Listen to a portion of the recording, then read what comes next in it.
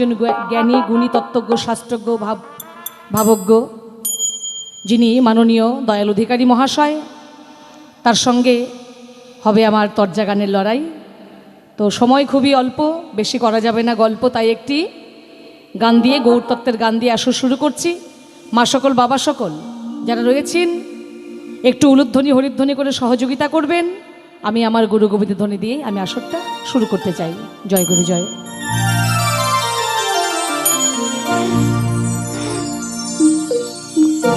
একবার নিতাই গৌর সীতানাথ প্রেমানন্দে হরি হরি হরি হরি হরি বল। একবার রাধা গোবিন্দ প্রেমানন্দে হরি হরি হরি বল, হরি বল, হরি বল। জয় মহাপ্রভুর জয়, জয় মহাপ্রভুর জয়, জয় সাধুগুরু বৈষ্ণবের জয়, জয় মাতা মা শিবের জয়।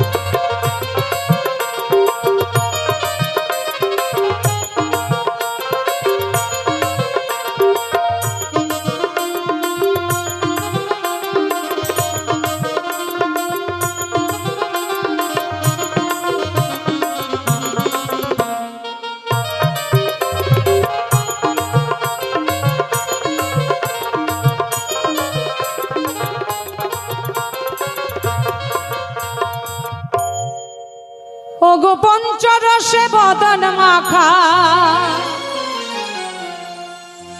পঞ্চরসে বদন মাখা, নামটি তাহার গৌররায়। নতুন একজন ডাক্তার এলো এই সোনার নদিয়া।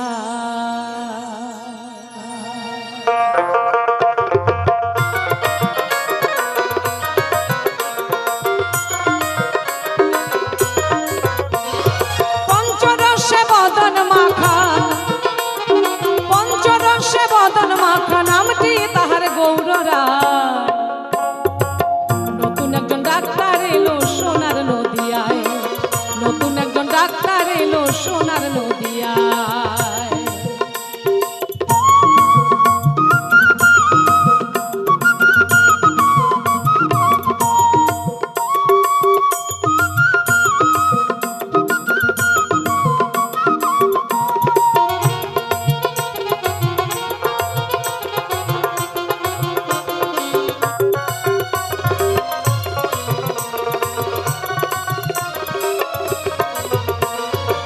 জীবের প্রতি করে করুণা সেই দয়াল জনা।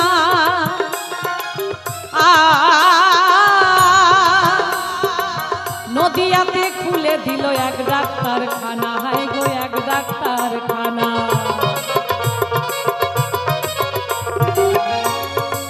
জীবের প্রতি করে করুণা সেই দয়াল জনা।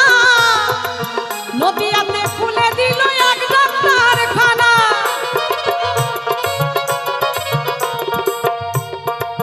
সে ডাক্তার রোগী দেখতে ভিজিট নেয় না,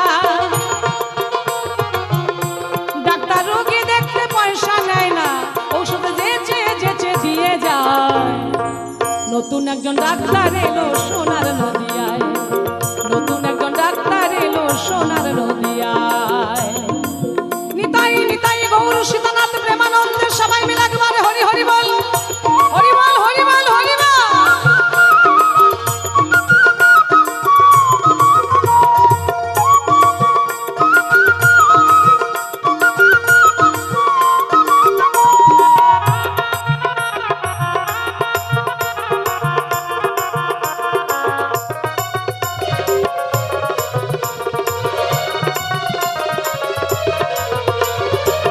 জগাই মাধাই রোগী যে ছিল তাদের কপাল খুব ভালো।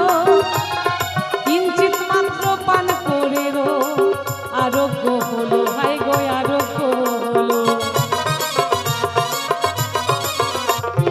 জগাই মাধাই রোগী যে ছিল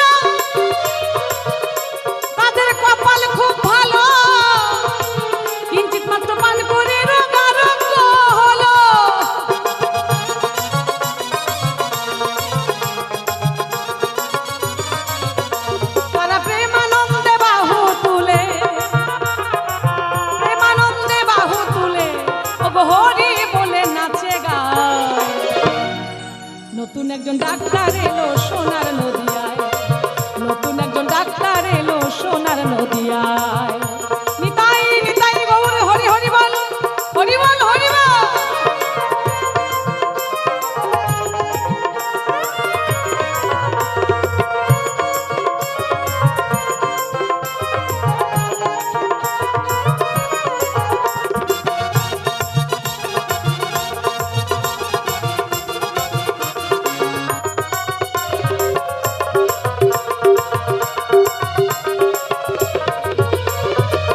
রোগীর পথ্য দিলেন গো বাবু মধুর কৃষ্ণ নামে দুগ্ধ সাবু।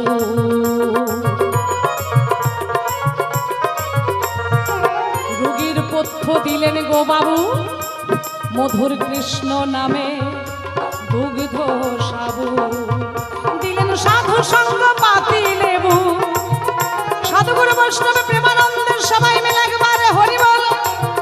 দিলেন সাধু সঙ্গ পাতি লেবু, সাধু সঙ্গ পাতি লেবু, জীবের অরুচি হরিয়া নেয়। নতুন একজন ডাক্তার এলো সোনার নদিয়ায়, নতুন একজন ডাক্তার এলো সোনার নদিয়ায়।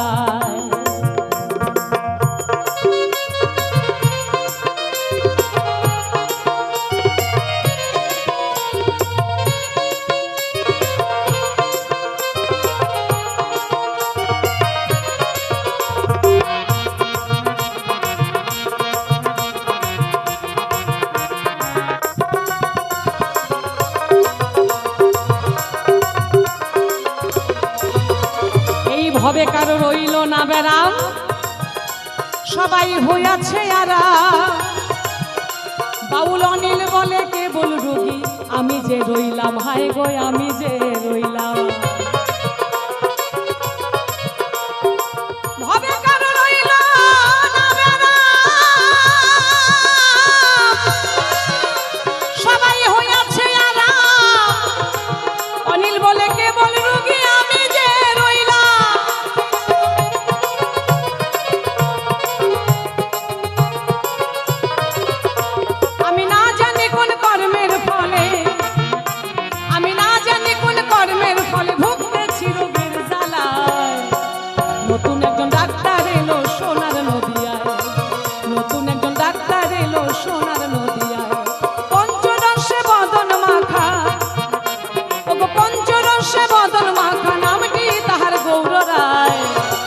নতুন একজন ডাক্তার এলো সোনার নদিয়ায়, নতুন একজন ডাক্তার এলো সোনার নদিয়ায়।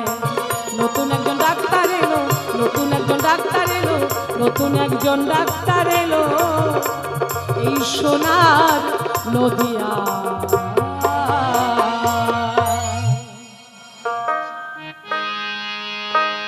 আমার গানের গুরু স্বর্গীয় শ্রীমতী সরলাদেবী চরণের শতকোটি প্রণাম জানাই।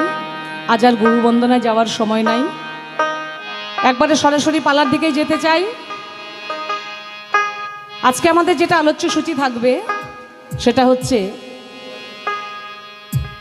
যোগমায়া, আরেক দিকে থাকবেন শ্রীকৃষ্ণ ভগবান। একটু বৃন্দাবন লীলা নিয়ে আলোচনা করব আমরা, যেহেতু আজকে শেষ দিন, বিদায় রজনী, আমাদের কিছুক্ষণ পরেই এখানে মিলন আসর শুরু হবে, তাই একটু বৃন্দাবন লীলা নিয়ে আমরা একটু আলোচনা করতে চাই। তো আমার বিপক্ষে সরকার মশাইকে আমি শ্রীকৃষ্ণের ভূমিকায় রাখতে চাই। শ্রীকৃষ্ণ ভগবানের ভূমিকায় রেখে আমি যোগমায়া যোগেশ্বরীর পক্ষের উকিল হয়ে তার ভূমিকা পালন করবার মতো কোনো সাধ্য ক্ষমতা আমার নাই। তাই তো তার পক্ষের উকিল হয়ে দু একটি কথা আমার বিপক্ষে সরকার মশাইকে আমি জিজ্ঞাসা রেখে যাব। আমি যা যা করে যাব জিজ্ঞাসা, উনি সুন্দরভাবে তা করে যাবেন খোলাসা, জবাবের যেন কিছু অভাব থাকে না। তাই তো বাবা, তরজাবাউল গানটা তো এরকমই হয়, তাই না?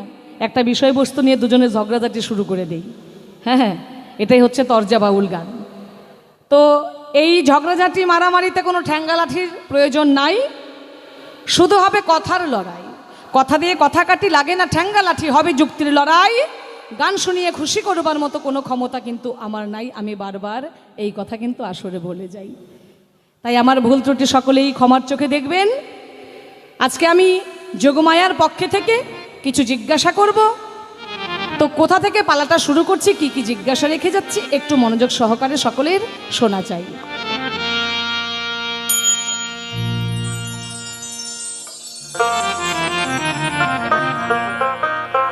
ওগো যোগ মায়া যোগেশ্বরী গো,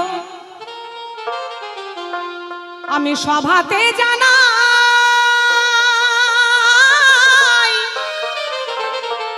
আমার বিপক্ষে তুই আছে নগো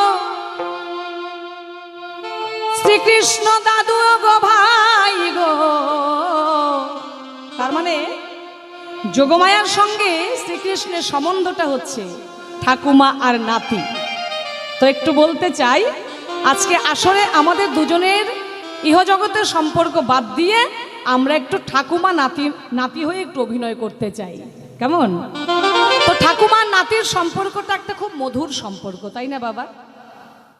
ওমা তাই তো? একটু হ্যাঁ না কিছু বলবেন, কারণ আমি এখানে আগে কোনোদিনও আসিনি, এবছর নতুন এসেছি। তো তাই একটু আমি মায়েদের কাছ থেকে একটু সাড়া পেতে চাই যে মায়েরা কেমন আমাকে পছন্দ করছেন, নাকি এবছরের মতনই বিদায় দিয়ে দিচ্ছেন সেটা বুঝতে পারছি না। তো তাই একটু যদি সাড়া দেন তাহলে বুঝতে পারবো যে এখানে হয়তো বা আবার কোনোদিন আসার সুযোগ হতে পারে। আর আমার কথা, আমার ভাষা আপনারা বুঝতে পারছেন কিনা এটাও একটু ভালো করে আমি বুঝে নিতে পারবো। তো ওমা নাতি আর ঠাকুমার সম্পর্কটা কত মধুর সম্পর্ক না বলেন তো? হ্যাঁ, যদি ইহজগতে দাদু না থাকে, হয়তো দাদু গত হয়ে গেছেন, তো সেই দায়িত্বটা কিন্তু দাদুর যে দায়িত্বটা, দাদুর যে কর্তব্যটা ছিল সেটা কিন্তু কিছুটা ওই নাতি পালন করে, তাই আমরা ইহজগতে দেখতে পাই, তাই না? কারণ ঠাকুমার কি অসুবিধা সুবিধা সেটা কিন্তু নাতিকেই বলা যায়। সবসময় ছেলে বউকে, মেয়ে জামাইকে বলা সম্ভব নয়। যা অসুবিধার কথা সেটা নাতিকে বলা যায়। দেখা গেল ঠাকুমার হয়তো কোমরের পেটিকোটটা ছিঁড়েই গেছে, এটা কিন্তু নাতিকেই বলতে পারবে, দাদু ভাই একটা পেটিকোট নিয়ে আসিস আমার জন্য, হ্যাঁ শাড়িটা ছিঁড়ে গেছে একটা এনে দিস, আর আমার পানটাও ফুরিয়ে গেছে, তাই দাদু তোকে বলতে চাই আমার জন্য পান নিয়ে আসা চাই, 10টা টাকার পান নিয়ে আসিস, আর যদি পারিস একটু ওই চুনের প্যাকেট একটা আর ওই একটু জর্দাও নিয়ে আসিস। এটা কিন্তু সবসময় ছেলেকে বা জামাইকে বলা যাবে না, যাবে কি? যাবে না, এটা নাতিকে বলা যায়। তো এত সুন্দর মধুর সম্পর্ক। আবার দেখা গেল ঠাকুমা নাতি এক বিছানায় ঘুমাচ্ছে, তাতেও কোনো দোষের নাই, এটাও প্রমাণ আছে। আবার দেখা গেল ঘুমাতে গিয়ে নাতি হয়তো ঠাকুমার গায়ের উপর পা তুলে দিছে, তাতেও কিন্তু কোনো দোষের নাই, কোনো অপরাধ নাই। আছে কি? ও বাবা দোষের আছে? নাই। এতে কোনো কেস খামারি মামলা টামলা কিছু কিন্তু হবে না, এখানে মান সম্মানও যাবে না। এত সুন্দর মধুর সম্পর্ক ঠাকুমা আর নাতির। তো আমাদের আসরে আজকে সম্পর্কটা এমনই একটা মধুর সম্পর্ক আমি বলতে চাই, তাই কোনো কিছু বললেই কোনো দোষের নাই। তাই নাতির কাছে আমি জানতে চাইবো, কি জানতে চাইবো একটু আমি ছন্দ দিয়ে বলতে চাই। যোগ মায়া যোগেশ্বরী গো, সভাতে জানাই বিপক্ষেতে আছে আমার আদর দাদু ভাই গো। যোগ মায়া যোগেশ্বরী গো,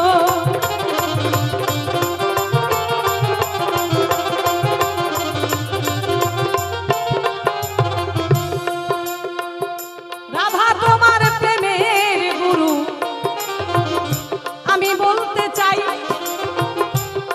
রাধাকে বাঁচার তোমার কিন্তু কোনো কায়দা নাই।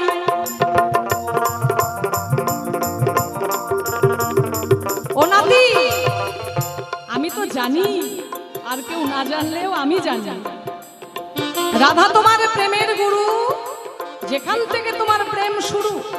হ্যাঁ, রাধাকে ছাড়া তুমি বাঁচতে পারো না, তাই এইখানেতেই আমার দুটি কথা আছে। দাদু ভাই,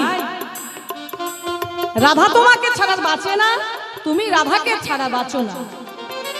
রাধা তোমার জানের জান, প্রাণের প্রাণ, আমি জানি, তাই এইখানেতেই তোমার কাছে আমি বলতে চাই।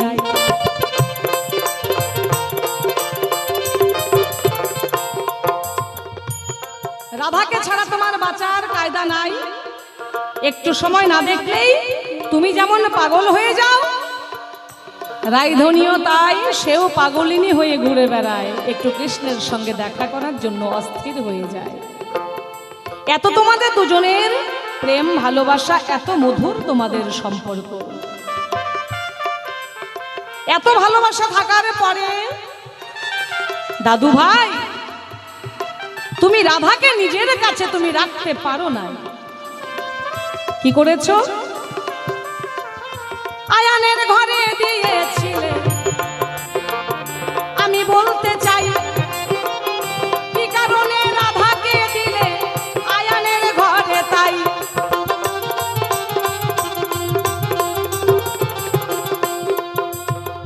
কেন তুমি রাধাকে আয়ানের ঘরে দিলে? আয়ানের ঘরণী করে তুমি রাধাকে দিয়ে দিয়েছো। কেন দিয়েছো? আমরা জানি যে যাকে ভালোবাসে কোনো কিছুর বিনিময়ে তাকে কিন্তু হারাতে চায় না, তাতে যা কিছু করতে লাগে করবে, কিন্তু ভালোবাসার মানুষকে কখনো হারাতে কেউ পারে না, চায় না। ও বাবা, আপনাদের যাদের যাদের ঘরে বউ আছে, আপনাদের বউকে যদি কোনো মানুষ এসে বলে, ও দাদা আপনার বউটাকে 2 দিনের জন্য আমাদের দেন তো, আপনারা কেউ দেবেন? বাবা বউকে দেবেন? দেবেন না, তাই না? বউ একটা এমন জিনিস, বউকে কোনো কিছুর বিনিময়ে কিন্তু কারো কাছে দেওয়া যায় না, তাই না? তাই বউকে কেউ কখনো কারো কাছে দিতে পারে না। কোনো নারীকে, যাদের বিয়ে হয়েছে তাদেরকে গিয়ে যদি বলে তোমার স্বামীটাকে 2 দিনের জন্য আমাকে দাও তো, কোনো নারী যদি গিয়ে বলে, দেওয়া যাবে গো? যাবে না। ভালোবাসার মানুষকে কেউ কখনো কারো কাছে দিতে পারে না। আর যে ব্যক্তি একটা বউ থাকার পরে আরেকটা বিয়ে করে ফেলে, বউয়ের চোখে ফাঁকি দিয়ে, সেই বউ যখন জানতে পারে সে যে কতটা জ্বালা যন্ত্রণায় থাকে, সেটা ভাষায় প্রকাশ করা যাবে না। তাই আমরা ইহ জগতে দেখতে পাই ভালোবাসার মানুষকে কখনো কেউ হারাতে চায় না, তাই ইচ্ছে করে তো দেওয়া যাবেই না। ভাগ দিয়ে খাওয়াই দিব, তবু বউর ভাগ দিব না, তাই না? এরকম একটা ব্যাপার। কিন্তু আমার নাতি কি করেছে? রাধাকে আয়ান ঘোষের কাছে দিয়ে দিয়েছে। আয়ান ঘোষের কাছে দিয়ে দিয়েছে রাধাকে। কেউ চাইলো আর নিজের ভালোবাসার মানুষকে দিয়ে দিল। আচ্ছা দিলে, ঠিক আছে, তুমি দিয়ে দিয়েছো, তুমি রাখতে পারো নাই, তুমি দিয়েছো, কিন্তু দিলেই যদি তুমি এইভাবে কেন দিলে? ও বাবা কিভাবে দিছে জানেন? আস্তে দিলই যদি কিভাবে দিল জানেন? ওই যে বাক্স দিল, গয়না দিল, দেয় নাই সুরানি। সুরানি মানে হচ্ছে চাবি, চাবি দেয় নাই। ও মা, বাক্স দিয়েছে, গয়না দিয়েছে, চাবি দেয় নাই। তো চাবি যদি না দেয়, গয়না খুলে নেওয়া যাবে? ওই বাক্স খোলা যাবে? দেয় নাই সুরানি। নারকেল দিয়েছে, চিনি দিয়েছে, দেয় নাই কুরানি।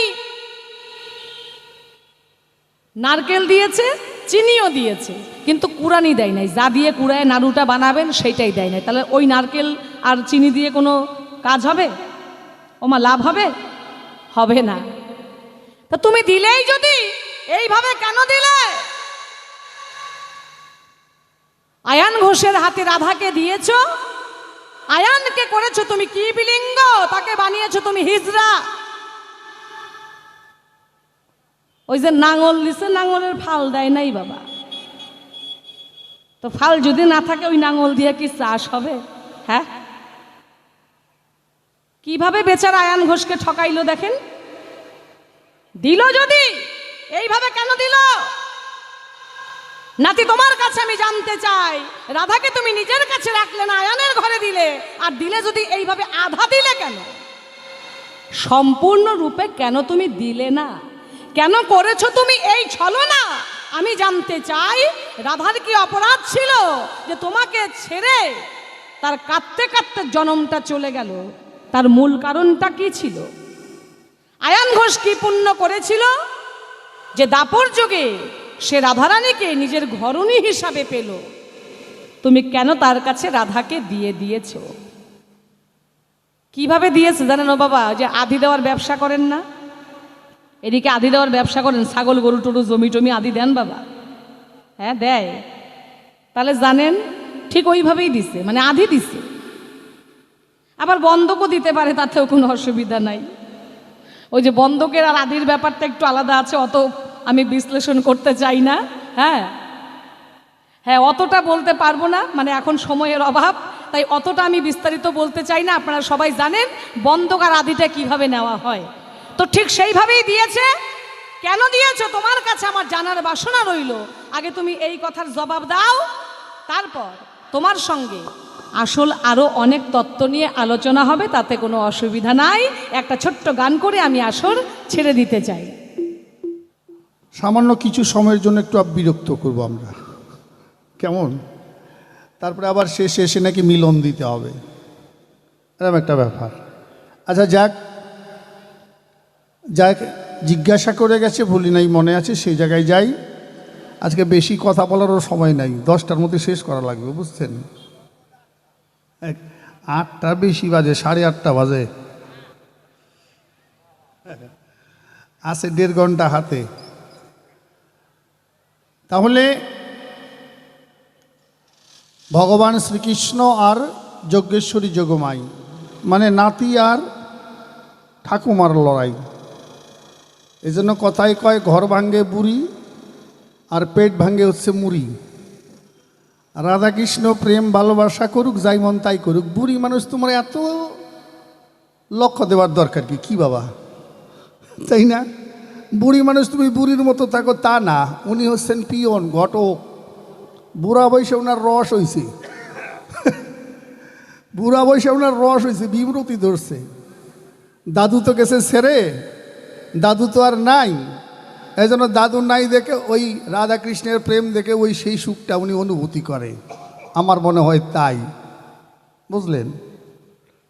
কারণ ওনার স্বামী হচ্ছেন ব্রাহ্মণ্যদেব। কেমন ঠাকুমা, একটু পরিচয়টা দেওয়া ভালো।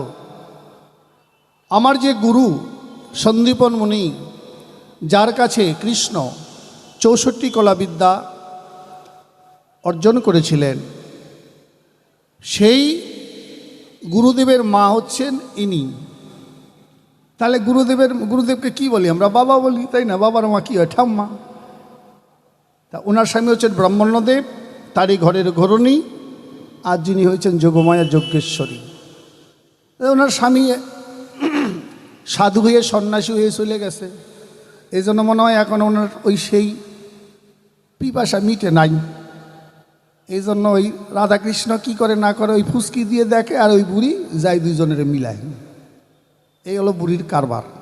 আচ্ছা যাক, সেসব কথা, একখান গান গাই, তারপরে যা ঠাকুমা জিজ্ঞাসা করেছে জবাব দিতে চাই। জয় গুরু।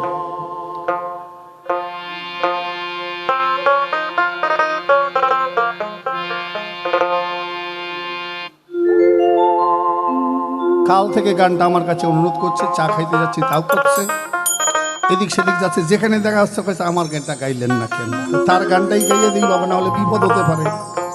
যাওয়ার সময় রাস্তায় যদি আটকে মশাই আপনারা কাল থেকে করছি আমার গানটা গাচ্ছেন না, তাই না? সেই গানটা দিয়ে অনুষ্ঠান শুরু করলাম, আর পালার ভূমিকাও মোটামুটি আইসে যাবে।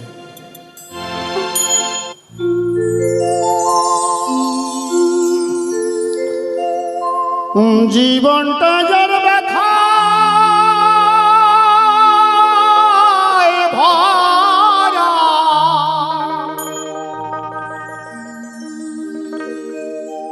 সুখ চাওয়া তার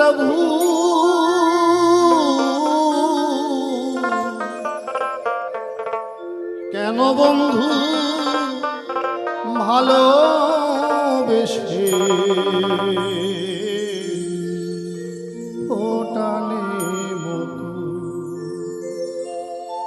যার জীবনটা ব্যথায় ভরা, তার কি জীবনে কখনো সুখ হয়?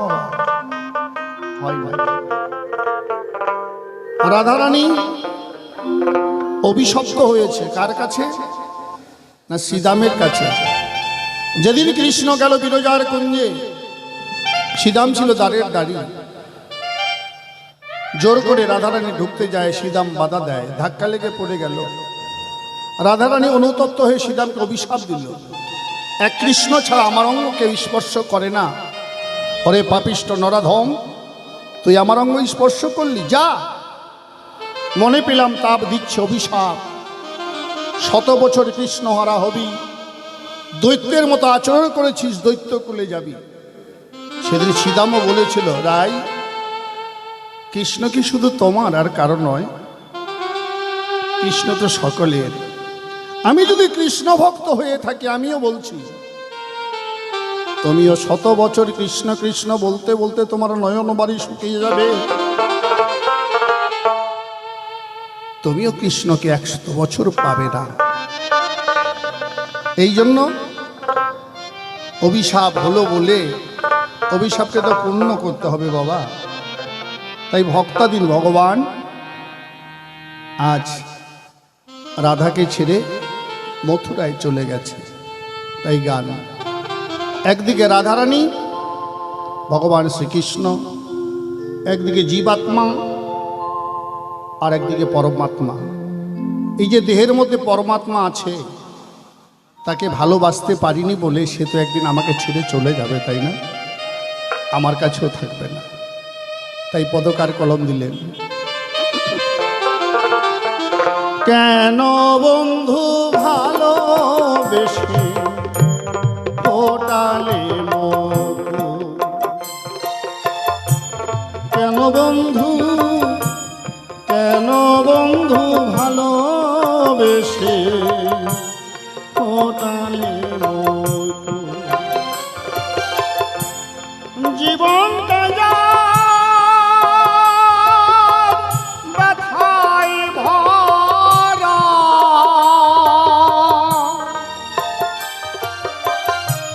সুখ যাওয়া তার কেন বন্ধু ভালোবেসে ফোটালে মুখ, ওরে বন্ধু কেন বন্ধু ভালোবেসে ফোটালে মুখ। জয় জয় রাধা গোবিন্দ হরি প্রেমানন্দে, হরিবল হরিবল হরিবল হরিবল।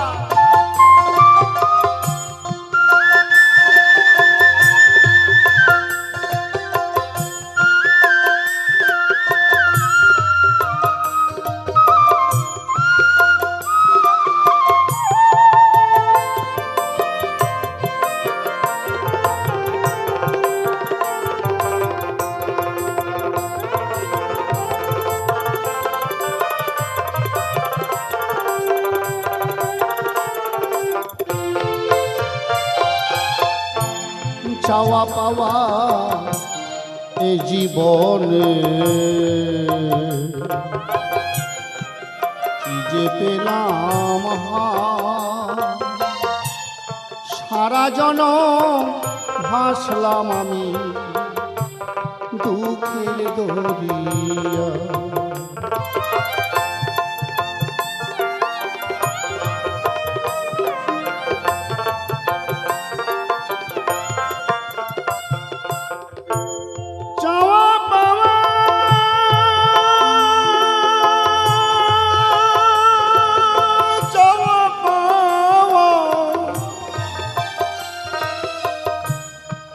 জীবনে কি যে পেলাম,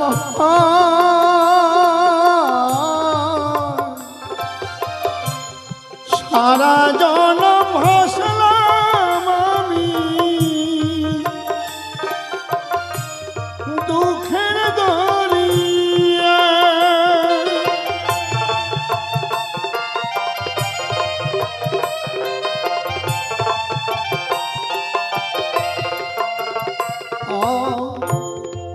আশা নিয়ে ফোটে কত,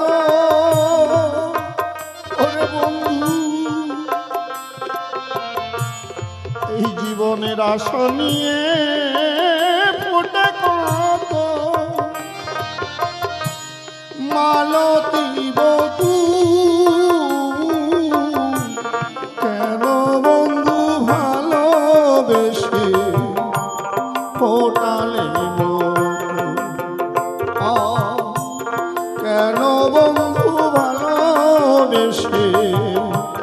ফোটালে মুখ। জয় জয় রাধায় গোবিন্দ গিরিধারী প্রেমানন্দে হরিবল হরিবল হরিবল।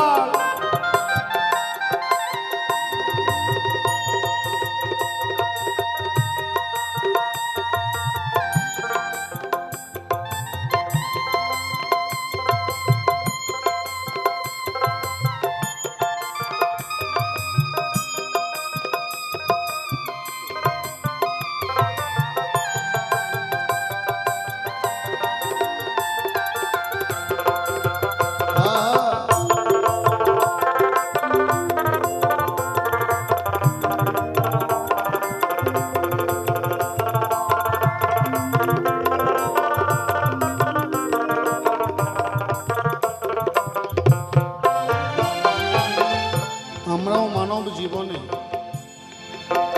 কতজনে কত কিছু চাই বাবা,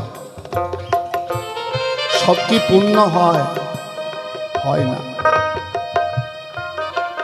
আজ রাধা গোবিন্দ তাদের যে প্রেম, এই প্রেমটাকে বলা হয় নিষ্কাম প্রেম। আর রাধাকে, রাধা হচ্ছে আরাধনার বস্তু, আরাধ্যা রাধা, অর্থাৎ আশ্রয় কোটি তত্ত্ব। রাধা হচ্ছে আশ্রয় কোটি তত্ত্ব, আর কৃষ্ণ, কৃষ্ণ হচ্ছে বিষয় কোটি তত্ত্ব।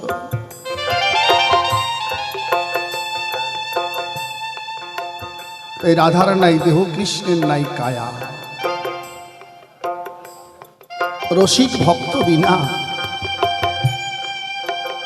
বুঝে এ কেহ বাবা। জীবাত্মার পরমাত্মার যখন মিলন হয় তখন রাধা গোবিন্দের মিলন হয়। এই জীবাত্মা পরমাত্মার মিলন ঘটাতে পারলে তবে আমাদের মানব জীবনটা ধন্য। তাই তো এই বাউল গান, পদাবলী কীর্তন, নাম কীর্তন, হরিবাসর, ভাগবদাসর, গীতাসর কেন? নিজেকে জানার জন্য, নিজেকে চেনার জন্য। তাই রাধা বলছে, ভগবান আমার কি এমন অপরাধ ছিল যে তোমাকে ভালোবেসেও তোমাকে পেলাম না? অপরাধ তো অনেক কিছুই আছে বাবা। ত্রেতায় তো রাম ধনুকধারী, সীতাকে নিয়ে হলেন বনচারী। মায়া হরিণ ধরিবার তরে রাম যখন গেল, লক্ষণ গণ্ডি দিয়ে সীতাকে রামের উদ্দেশ্যে গিয়েছিল। এমন সময় দুষ্ট রাবণ এসে ভিক্ষা উপচায়। গণ্ডি পার হইয়া সীতা রাবণকে ভিক্ষা দেয়। তাই ভগবান বলেন, আমা হতে আমার নাম বলো, নাম হতে আমার ভক্ত বলো। লক্ষণকে আঘাত দেয়নি সীতা বলো? দেয়নি। লক্ষণ যখন যেতে চাইল না, কি বলেছিল? বুঝলাম বুঝলাম, ভরত নিয়েছে রাজ্য, আর তোর আমার দেহ সম্মুখের বাসনা হয়েছে, তাই না? তুই দাদাকে রক্ষা করতে যাবি না? এই যে দেখেন, ভক্তকে কেউ যদি আঘাত করে, ভগবান সেটা সহ্য করে না, তাকে কয়েক জনম ধরে কাঁদতে হয় তোমার। তাই ভগবান আমাদের সকলের তরে করেন কল্যাণ। চলে যদি যাবে বন্ধু, মনে ছিল আশা, দিতে বুঝি পারি না তোমায় ভালোবাসা।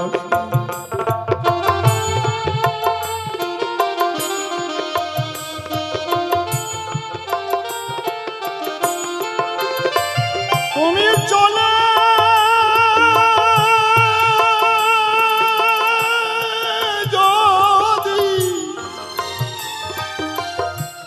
চলে যদি যাবে রে বন্ধু, তোমার মনে ছিল আশা,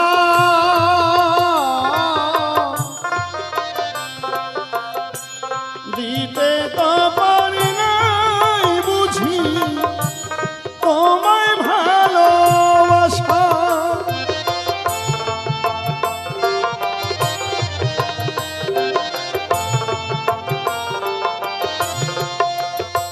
এই দেহ পরমাত্মার কাছে বলছে, ও বাবা, মানুষ যখন মরে সর্বপ্রথম তার ব্রেনটা নষ্ট হয়, তারপরে আমাদের যে নার্ভগুলো আস্তে আস্তে ড্যামেজ হয়। 2.5 থেকে 3 ফুট অবধি আত্মাটা আশেপাশে ঘোরাফেরা করে ওই দেহটার চারপাশে, বারবার ঢুকতে চায় কিন্তু পারে না, কারণ নার্ভ তার ড্যামেজ হয়ে গেছে, বাক্য রুদ্ধ হয়েছে, ব্রেনে কাজ করছে না। এই জন্য আমাদের ডাক্তারি মতে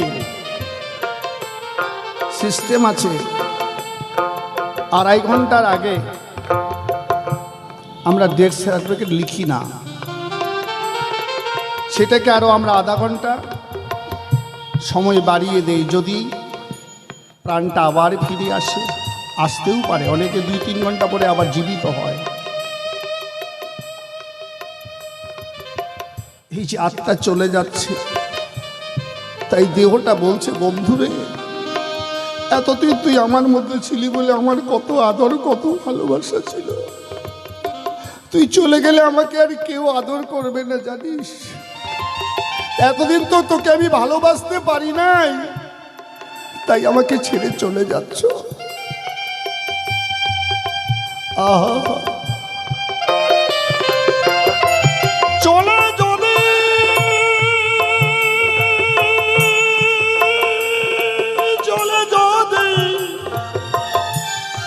যাবে বন্ধু, তোমার মনে ছিল আশা,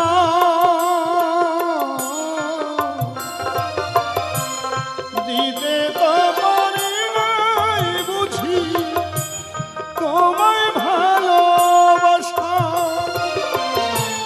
চোখের জলার বাদ বলে না,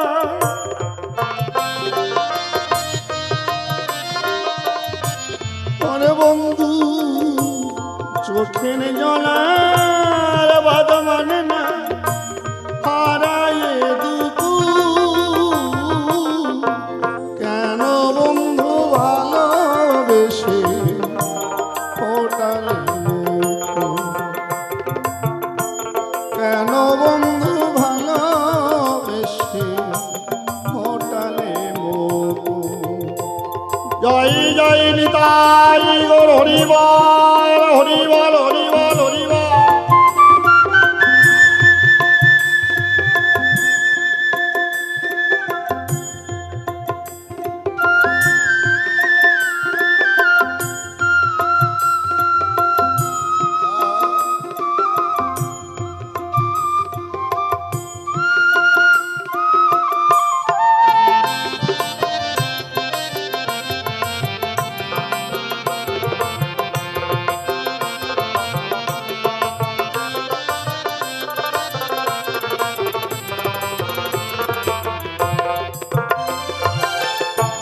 চলে যদি যাবে বন্ধু, নিয়ে অভিমান, দিতে তো পারি নাই বুঝি প্রেমের প্রতিদান।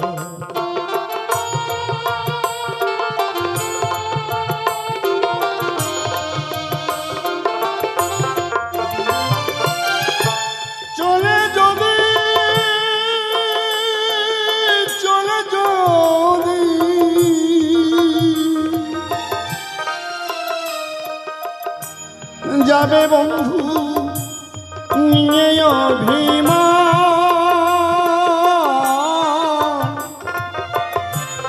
দিতে তো পারি নাই বুঝি প্রেমের প্রতিদান।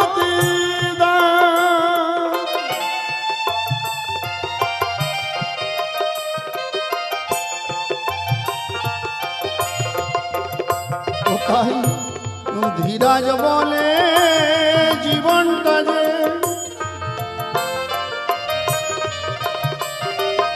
আর ধীরাজ বলে জীবনটা যে ঝরে যাওয়া ফুল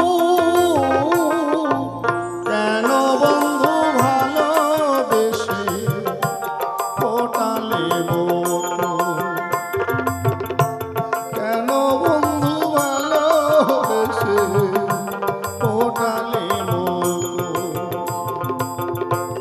জীবনটা যার ব্যথায় ভরা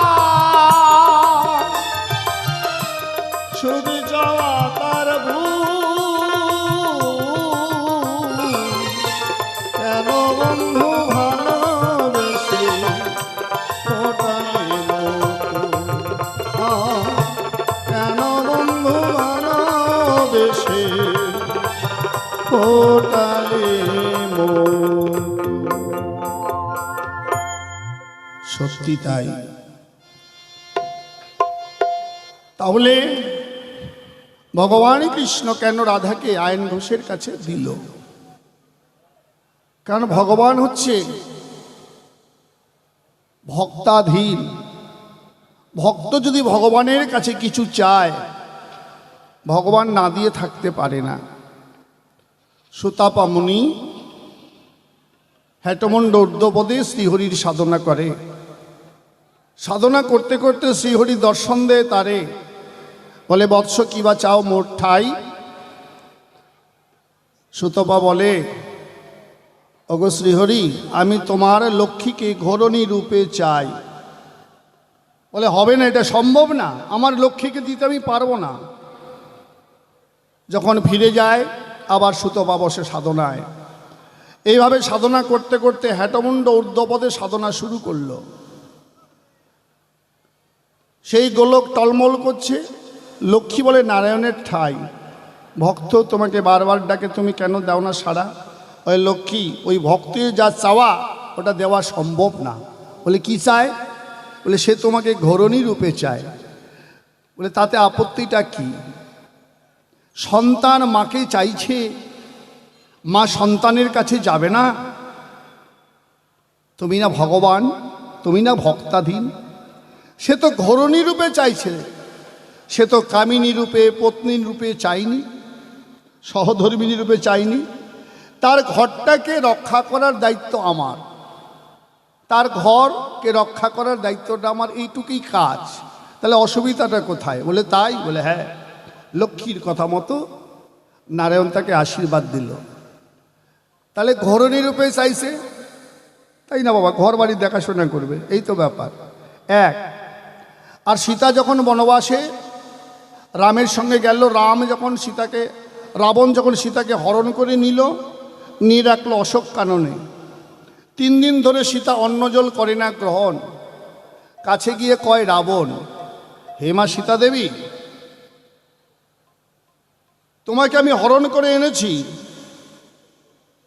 তুমি যে এই অন্নজল গ্রহণ করছো না কেন? বলছে আমি পতিব্রতা। হে দুষ্ট রাবণ, তুমি আমার স্বামীর কাছ থেকে আমাকে হরণ করে এনেছো। তুমি জানো না, স্বামী সেবা না দিয়ে, স্বামীর চরণে ফুল জল না দিয়ে আমি অন্ন করি না গ্রহণ। বলে তোমার স্বামী তো এখন কাছে নাই। বলে যতদিন স্বামীকে আমি সেবা দিতে না পারবো ততদিন অন্ন জল ত্যাগ করব। বলে এটার অন্য কোনো বিকল্প উপায়? দেখা গেলো তোমার স্বামী অনেক দিন পরে এলো, তুমি স্বামী চিন্তায় যদি দেহত্যাগ করো, বুঝতে পারলাম তুমি যখন এতটা তোমার স্বামীকে ভালোবাসে, তোমার স্বামীও তোমাকে ঠিক এতটাই ভালোবাসে। বেশ, হয়তো কোনোদিন তোমার স্বামী এই লঙ্কায় এসে রাবণকে বধ করে তোমাকে উদ্ধার করবে। তুমি যদি অন্নজল ত্যাগ করো, তোমার তো শুধু কিছুই থাকবে না, তুমি তো মাটির সঙ্গে মিশে যাবে। তাহলে সেদিন তোমার রাম কত কষ্ট পাবে। বলো না, এর কোনো উপায় কি আছে তোমার কাছে? বলে তুমি আমি যদি বলি তুমি আমার সেই উপায়ের কাজ করে দেবে? বলে হ্যাঁ দেবো, বলো। মানে আসলে তো রাবণ মনে মনে সীতাকে মাতৃজ্ঞানে শ্রদ্ধা করত। বাহিরে দেখাতো একটা ভাব, অন্তরে ছিল তার আলাদা ভাব। তাই বলছে বলো কি চাও? বলে যদি তুমি দেবে রাবণ, তাহলে আমার কথা নাও, ওই সমুদ্রের পাড় থেকে আমাকে কিছু মৃত্তিকা এনে দাও, মানে কিছু মাটি এনে দাও। এবার রাবণ তার দাসদাসীদের বলল, সেখান থেকে মাটি এনে দিল। মাটি এনে দেওয়ার পরে সীতা ঠিক রামের একটা মূর্তি তৈরি করলো। রামের মূর্তি তৈরি করে সেখানে প্রাণ প্রতিষ্ঠা চক্ষুদান করে সেখানে সেবা দিল। তারপরে সীতা অন্ন জল খেলো। আপনারা জানেন সকলে, যদি কোনো মূর্তি গড়ে, নারী মূর্তি তৈরি করলে তার মাতৃদ্বার তৈরি করা হয় না, আর পুরুষ মূর্তি গড়লে তার শিষ্ণদেশ অর্থাৎ পুরুষ অঙ্গ তৈরি করে না। তাই তো বাবা, অঙ্গ প্রত্যঙ্গ সবই তৈরি করেছিল, কিন্তু শিষ্ণদেশ অর্থাৎ পুরুষ অঙ্গ তৈরি করে নাই বলে এইভাবে তাকে পূজা দিল। সীতা উদ্ধার করে যেদিন রাম সীতাকে নিয়ে যাচ্ছে, ওই মাটির মূর্তি কয়, ওগো সীতা, হে রাম দয়াময়, তুমি সীতাকে নিয়ে যাচ্ছ, এতদিন আমাকে সেবা দিল, এখন আমার গতি কি হবে? একই কথা রাম বলে, আগত দাপর যুগে তুমি আইন ঘোষরূপে জন্ম নেবে, আর সেখানে তুমি সীতাকে পাবে। এই সীতা তোমার ঘরণী হয়ে যেভাবে তোমাকে সেবা দিল, ঠিক সেইভাবেই সেবা দেবে। নিতাই গৌর হরিবল হরিবল। তাহলে এখানে আমার দোষটা বাবা কোন জায়গায়? কম দেখি। কয় বলে বাক্স দিছি, তালা দিছি, দেই নাই সোরানি, নারকেল দিছি, চিনি দিছি, দেই নাই কুরানি। আরে যে বানাইছে তার কথা কও না কেন? আমার দোষটা কোথায়? হ্যাঁ, আমি তো ত্যাগ করেছি, আমি ত্যাগ করেছি। এটা কয়জন করতে পারে? হ্যাঁ, রাধা হচ্ছে ভাবের বস্তু, রাধা হচ্ছে ভক্তির বস্তু। আমার আছে জানা, রাধা যেখানে যাক না কেন কৃষ্ণ ছাড়া কাউকে সে ভালোবাসে না। সে সদা সর্বদা কৃষ্ণ কোনো গান গায়, কৃষ্ণ কৃষ্ণ ভাবে। তাই কৃষ্ণ ছাড়া যে রাধার জীবনে আর কেউ নাই। তাই এবার ঠাকুরমার কাছে আমি কিছু কই না, কি কর নাতি ঠাকুমার যেহেতু লড়াই, এটা তরজা গান, টাইমটা খুব অল্প, বেশি করা যাবে না, গল্প। ঠাকুমার সঙ্গে আজকে ভালোই লড়াইটা হইতো, সেই জায়গায় হাত দিছে। কেমন যাক, ও ঠাকুমা, তুমি এখন বুড়ি না ছুরি কিছুই তো বুঝি না তোমার ভাব কায়দা দেখে। আমার ঠাকুমার সাজ কেমন জানেন? এক হাতে শাখা পোলা, এক হাতে নাই। এক হাতে শাখা পোলা, এক হাতে নাই। কেমন? কপালে সিঁদুর পড়েছে, শীতিতে নাই। বোঝেন কেমন? সাদা শাড়ি, পাটটা আবার লাল। আচ্ছা ধরেন স্বামী যদি মরে যায় তাহলে বিধবা, তাই না বাবা? তাহলে শাখা সিঁদুর সবই থাকবে, দুই হাতেই শাখা পোলা খারু সবই থাকবে। আর যদি স্বামী মরে না যায়, সধবা, তাহলে তার শাখা খারু ঠিক থাকবে, কিন্তু স্বামী যদি মরে যায় সে তো বিধবা হবে নাকি? আর যদি বিয়ে না হয় তাহলে কোনোটাই হবে না, তাও থেকে বোঝা যাবে নাকি? এখন তুমি বিধবা না সধবা না অধবা না ধবধবা, কোনোটাই বুঝি না। তুমি যে কোনটা, সধবা না অধবা না বিধবা না ধবধবা, কিছুই বুঝি না। তাহলে এইরকম তোমার বেশ, তুমি যে কোন ধরেছো দেশ, স্থূল প্রবর্তন সাধক সিদ্ধি 4টা দেশ, তাই না বাবা? না তুমি যে কোন দেশের মানুষ কিছু তো টের পাই না। লাল পাড়, সাদা শাড়ি, এক হাতে শাখা, এক হাতে নাই, কপালে সিঁদুর, আবার শীতিতে নাই। আমার কোন কায়দা কায়দা কন্দি? কিছু স্টাইল করে মেয়েরা এখন সিঁদুর পরে না, শাখা পরে না, তবু একটু দেয় হালকা করে, দেখে বোঝা যায়, তাই না? কিন্তু তোমার তো কোনো ভাবই নাই। তোর কোন বাপ? বেবাপ। একটা প্রশ্ন হলো, আরেকটা ছোট্ট জিজ্ঞাসা করি। আপনারা দেখেছেন এই বুড়িকে কোন জায়গায় দেখা যায়? রাসমঞ্চে দেখা যায়, জানা বাবা? একটা লাঠি নিয়ে ঘুরিয়ে দাঁড়ায় থাকে, কুজি বুড়ি। তাহলে ওই রাসের মধ্যে তুমি নিত্য নিত্য যাও, আর রাসে গিয়ে ওই রাসমঞ্চ তুমি আলোকিত করো, রাস সঞ্চার করো, রাস যোগাও। আচ্ছা ঠাম্মা, তোমার হাতে একটা লাঠি দেখতে পাই, ওই লাঠিটা তুমি পেলা কোন জায়গায়? ওই লাঠিটা কিসের? কিসের জন্য রাখো? কুকুর তাড়ানোর জন্য না কি? ব্যাপারটা কি? এই লাঠির তত্ত্ব একটু যাবে কইয়া আমার দুইটা প্রশ্ন গেল হইয়া। আর বেশি কথা কওয়ার দরকার নাই, ঠাকুমা এসে তার কথা কোক, আমি আমার মতো ছেড়ে দেই নাকি? তাহলে দেখা যাবে এবার ঠাকুমা কি বলে এসে সভাস্থলে আমরা শুনবো সকলে পরাণ ভরে। এই জায়গায় রাখি, ছোট্ট একটা গান গেয়ে আসরটা আমি ছাড়ি। জয় গুরু। আমরা সবাই সংসার করি বাবা, সবাই মনে করি আমার ছেলেটা আমার মেয়েটা ভালো হোক, তাদের জন্য মাথার ঘাম পায়ে ফেলি, রাত দিন খাটি, কেউ বিদেশে যাই, তাই না? কেন? এই সংসারটাকে সুখী করার তরে। কিন্তু আমরা কি পারি সুখী করতে গো? সুখী করতে পারি না, পারি না বাবা। তাই গোষ্ঠগোপাল দাস মরার 7 দিন আগে এই গানটা রেকর্ডিং করেছিলেন তার জীবনের উপরে উপলব্ধি করে। কারণ মরার সময় যার এত গান আকাশে বাতাসে বাজে, এখনও অনেক জায়গায় আমাদের গোষ্ঠগোপালের গান করতে বলে। আগের দিনে যখন ক্যাসেট বাজতো, রেকর্ডিং থালাগুলো, গোষ্ঠগোপালের গানগুলো বাজতো। সেই গোষ্ঠগোপাল এত বিখ্যাত একজন শিল্পী, বাড়িতে তার মরণটাও হলো না, শিষ্যের বাড়ি তাকে মরতে হলো। কেমন? সেই গোষ্ঠগোপাল মরার আগে গানটা রেকর্ডিং করলেন। কি বলছি? সুখেরই আশা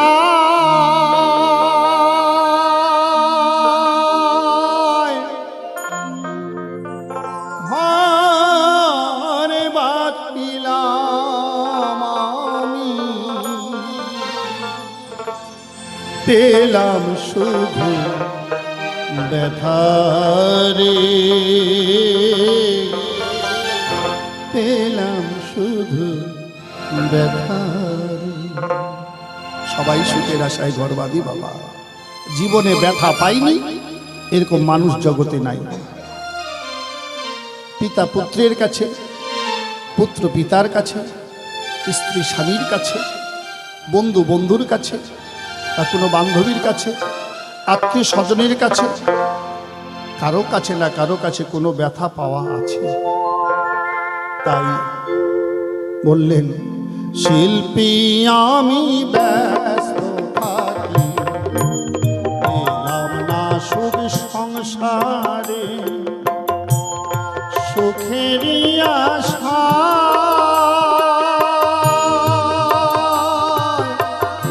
আর বাঁধিলাম আমি, পেলাম শুধু ব্যথারে, পেলাম শুধু ব্যথারে, পেলাম শুধু ব্যথারে, পেলাম শুধু ব্যথারে।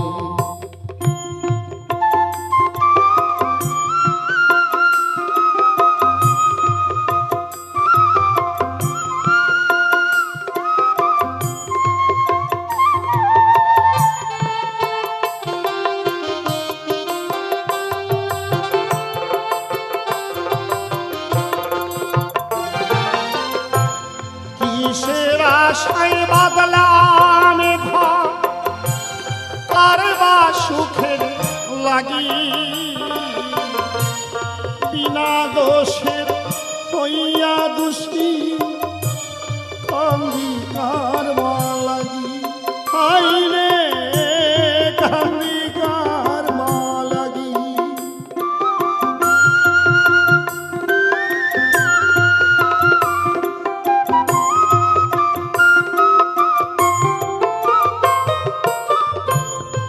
কিসের আশায় বাদলাম ঘর, আরে বাসু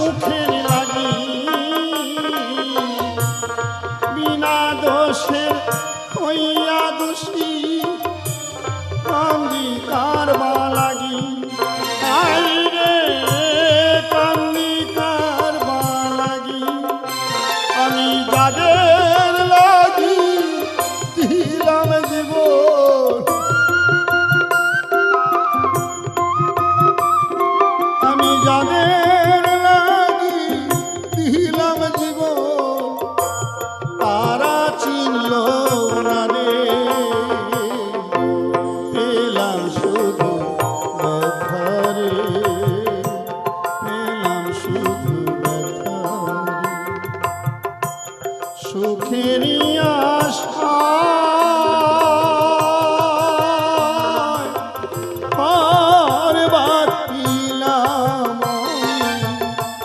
পেলাম শুধু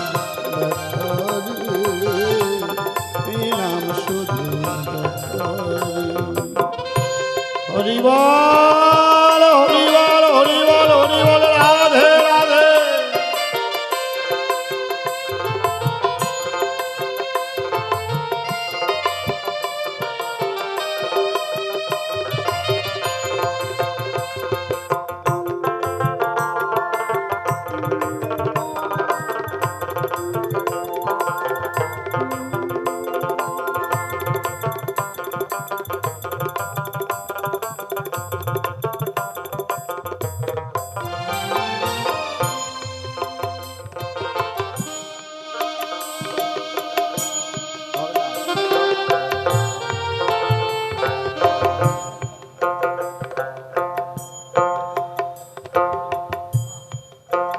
এই জীবনে যারা ব্যথা পেয়েছে, যাদের জীবনটা ব্যথায় ভরা, তারা জানে বাবা কত কষ্ট করে আমরা সংসার করি। এই যে আমরা রাত্রেবেলায় এখানে খেয়ে না খেয়ে চেঁচাচ্ছি, অথচ বাড়িতে ছেলে মেয়েরা বউ বাচ্চা তারা ঘুমাচ্ছে। এবার ফিরে যাওয়ার পরে তাদের মন মতো যদি কিছু একটা জিনিস কিনে না দেওয়া হয় না, বলবে কি করেছো তুমি আমার জন্য? আমার ব্যথাটা তারা বোঝে না। আগে যদি জানতাম আমি আমার ব্যথিত নাই রে হবে,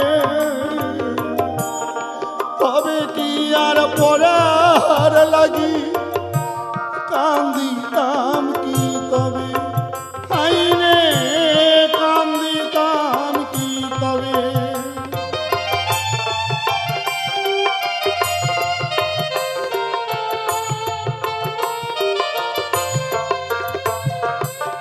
যদি জানতাম এরা আমার কেউ ব্যথার ব্যতিক নয় গো,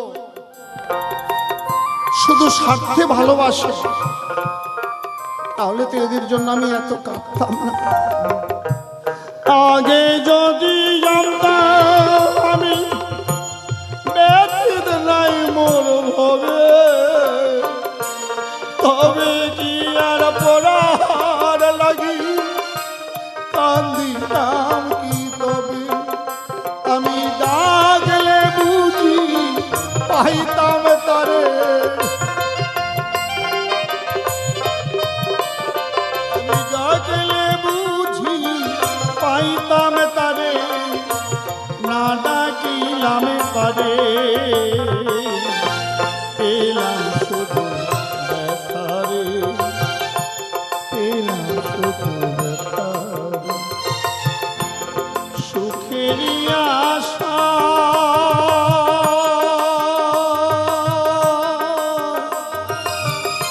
আর বাঁচিলাম আমি পেলাম শুধু ব্যথারে, পেলাম শুধু ব্যথারে। শিল্পী আমি ব্যস্ত থাকি, পেলাম না সুখ সংসারে, সুখের আশা আর বাঁধিলাম পেলাম শুধু ব্যথারে, পেলাম শুধু ব্যথা। জয় জয় শ্রী গুরু প্রেমানন্দ হরিবল হরিবল হরিবল হরিবল। তাই আজকে আমাকে তুমি নানানভাবে দোষারোপ করছো, তাই না? ছেলে মেয়ে প্রেম করে, আমি বুড়ি হয়ে তাদের মধ্যে আবার কি দৌড়াদৌড়ি করে বেড়াই, ব্যাপারটা কি জানেন? তখন দরকার পড়ে যখন রাধাকে দেখার মন চায়, দেখা করতে পারে না, তখন ওই ঠাকুমার দরকার পড়ে কিনা, ও ঠাকুমা রাধাকে ছাড়া জীবন বাঁচে না, একটু দেখা করাও। তখন ওই বুড়ির দরকার পড়ে। যখন আবার রাধারানী কৃষ্ণকে ছাড়া বাঁচে না, তখন ছুটে যায় ওই বুড়ির কাছে কিনা। ও ঠাকুমা একটু দেখা করাও। তাই দুজনে চিঠি লেনদেন করে। ওই বুড়ি গিয়ে একটু পান খাওয়ার ছল করে গিয়ে চুপ করে চিঠি দিয়ে আসে, যা তোর বন্ধুর সঙ্গে দেখা করে আয়। তো তখন দরকার পড়ে, এখন কি আর দরকার পড়বে গো? এখন আর দরকার নাই। কেন? ওই যে ঠিক গড়াগড়ি খেলো, বুড়ি হয়ে যায়। গুড়ি নাকি কি বললো? বুড়ি ছাড়া তখন আর কৃষ্ণের জীবন বাঁচে না। হ্যাঁ, আর আজকে বলে কি না, ঠাকুমা তোমার এমন পোশাক কেন, এরকম সাজগোজ কেন, তোমার এত রস কেন? ঠাকুমার যদি রস না থাকে তো নাতি রস পাবে কই, তাই না? তো সেই কথা বলতে চাই, বড়াই বুড়ির পোশাক কেন এরকম দেখতে পাই? বুড়ি মানুষের পোশাক আবার কেমন হবে গো? ও মা, বুড়ি মানুষ তো সাদা মাঠা ভাবেই চলবে নাকি? তাই বলে গেছে সধবা, বিধবা, অধবা, ধবধবা। তো এই ধবধবার বর্ণনাটা আমি একটু আমার বিপক্ষে সরকারের কাছে জানতে চাই। সধবা, বিধবা, অধবাটা এটা বুঝতে পারলাম বাবা। যাদের বিয়ে হয়েছে, স্বামী আছে, স্বামীর সঙ্গে সংসার করছে, তারা হচ্ছে সধবা। হাতে শাখা, কপালে সিঁদুর আছে, ছাপা শাড়ি পরিধান করে, তারা নানান রঙিন শাড়ি পরে, তাই না? এটার ভাব হচ্ছে সধবার ভাব। বিধবা মানে বিয়োগ হয়ে চলে গেছেন, স্বামী হো জগতে নাই, সাদা মাঠা পোশাক দেখতে পাই, সাদা শাড়ি, কোনো সাজগোজ নাই, সিঁদুর টিঁদুর কিছু পরে না। তাই তাহলে সধবা, বিধবা, অধবা কোনটা? অধবাটা কোনটা? মানে স্বামী আছে, বিয়ে হয়েছিল, স্বামী আছে, কিন্তু স্বামীর সঙ্গে ঠিকঠাক বনিবনা হয় না, এই জন্য স্বামীর সঙ্গে মানে ডিভোর্সও হয় নাই, সারাসারিও হয় নাই, আবার ধরাধরিটাও নাই। হ্যাঁ, কিন্তু ওই শাখাটা সিঁদুরটা পরিধান করে, কিন্তু স্বামীর সঙ্গে সেরকম একটা থাকা বসা নাই, সংসারটা হচ্ছে না, সেটা হচ্ছে অধবা। এটা হচ্ছে অধবা, এটা অধবার ভাব। কিন্তু বাবা এই ধবধবার ভাবটা কি একটু আমি শুনতে চাই। এই ধবধবার বর্ণনাটা একটু আমি আমার নাতির কাছে আজকে জানতে চাই। ধবধবাটা কেমন? ধবধবা কাকে বলে? ধবধবা নারীদের নমুনাটা কেমন? সাজগোজটা কেমন? স্বামী কি আছে না নাই এটা আমি বুঝতে পারি না। এই ধবধবার বর্ণনা একটু জানতে চাই। তো বড়াই বুড়ি তিনি সাদা শাড়ি পরিধান করে, কিন্তু লাল পাড়। কেমন? লাল পাড় শাড়ি পরিধান করে, পাড়ের দিকটা লাল, হাতে শাখা আছে, কিন্তু কপালে সিঁদুর নাই। কেন এরকম সাজগোজ কেন? আবার আধা লাল পাড় শাড়ি একদিকে আছে, একদিকে নাই, এক হাতে শাখা আছে, এক হাতে নাই। তাহলে এটা কেন? আমি বলতে চাই, সন্ন্যাসী ঘরণীর নিয়ম যেটা, সন্ন্যাসীর ঘরণীর নিয়ম, সে অতিরঞ্জিত কোনো সাজগোজ করতে পারবে না। তো বলে গেছে আমার নাতি, ঠাকুমা নাতির সম্পর্কটা কেমন? তো বড়াই বুড়ির স্বামী হচ্ছে ব্রহ্মণ্যদেব। তিনি সন্ন্যাসী হয়ে সংসার ছেড়ে চলে গেছেন। বাবা আপনারা সকলেই জানেন, সন্ন্যাসী হয়ে চলে যাওয়া আর মরে যাওয়া ব্যাপারটা অনেকটাই একই রকম। কেন? যে একবার সংসার ত্যাগ করে সন্ন্যাসী হয়ে ঈশ্বরের নাম করে ঘর থেকে বেরিয়ে চলে যায়, তিনি কিন্তু আর দ্বিতীয়বার সেই ঘরে ফিরতে পারে না।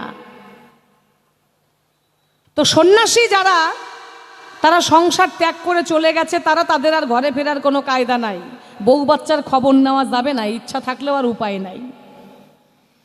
তো সন্ন্যাসী হয়ে চলে যাওয়ার মরে যাওয়া ব্যাপারটা অনেকটাই একই রকম। আর সন্ন্যাসীর ঘরণীর নিয়ম হচ্ছে তে বেশি সে সাজগোজ করতে পারবে না, অতিরঞ্জিত কোনো কিছু করা যাবে না, তাকে সাদামাঠা ভাবে চলতে হবে। তাই বড়াই বুড়ি কি করেন? স্বামী বেঁচে আছে, স্বামী ইহ জগতে আছে, তাই তিনি স্মৃতিতে একটু স্বামীর নামে সিঁদুর পরিধান করেন কেন? স্বামীর মঙ্গলার্থের জন্য। আর তারপরেও আমাদের প্রত্যেকটি নারীর দুটো করে স্বামী, একটা হচ্ছে ইহজগতের স্বামী, একটা হচ্ছেন সেই জগৎপতি স্বামী। জগতের যে কল্যাণ করেন সেই জগৎপতি, তাকে ভালো রাখার জন্য নারীরাও সিঁদুর পরিধান করতে পারে।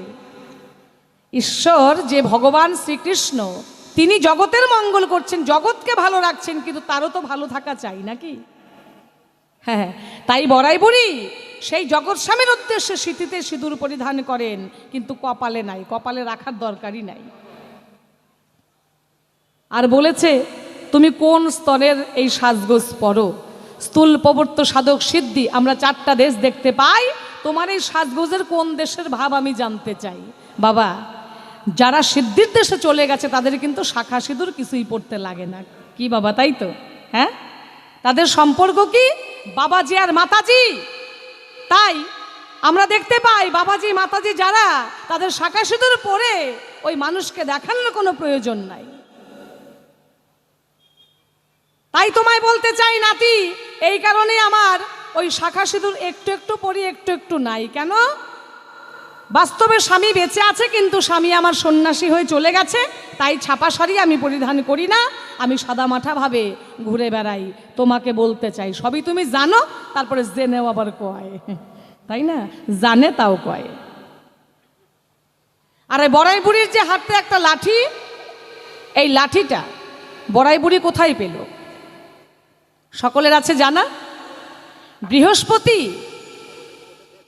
একদিন যজ্ঞ করেছিলেন, সেই যজ্ঞের থেকে একটা বাঁশ উঠেছিল, সেই বাঁশে 24টা পর্ব ছিল, বিভিন্ন জিনিস সেখানে সৃষ্টি হয়েছিল। তো সেই বাঁশের একটা পর্ব দিয়ে এই বড়াই বুড়ির হাতে লাঠি হয়েছিল। সেই একটা পর্বে যে লাঠি হয়েছিল, সেই লাঠিটা বড়াই বুড়ি সবসময় হাতে করে ঘুরে নিয়ে বেড়ায়। আমরা দেখতে পাই যারা বয়স্ক হয়ে যায়, যারা সেরকম একা একা ঠিকভাবে চলতে পারে না, তারা একটা লাঠিকে অবলম্বন করে, তাই না? সেই লাঠিটা একটা সঙ্গী হয়ে যায়। তো বড়াই বুড়ি সেই বৃহস্পতির যে যজ্ঞের যে বাঁশ উঠেছিল, সেই বাঁশের একটা পর্ব দিয়ে বড়াই বুড়ির হাতে লাঠি হয়েছিল, সেই লাঠি নিয়ে বড়াই বুড়ি ঘুরে বেড়ায়। কেমন? এই তো তোমার ছিল জিজ্ঞাসা আমি শুনতে পাই, সূক্ষ্ম সূক্ষ্ম জবাব দিলাম আমি, বাকি রাখি নাই।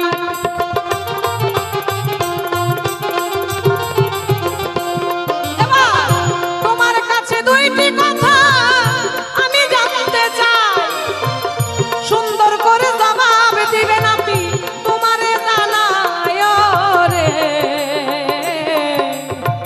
প্রেমে চাই না ধন রতন রে, রাজ্য সিংহাসন, প্রেম প্রীতি ভালোবাসায় লাগে শুধু মন রে। প্রেমে চাই না ধন রতন রে।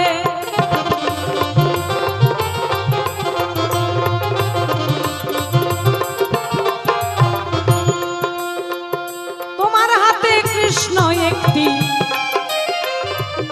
আমরা বাঁশি দেখতে পাই, সেই বাঁশির তত্ত্ব একটু আমি জানতে চাই।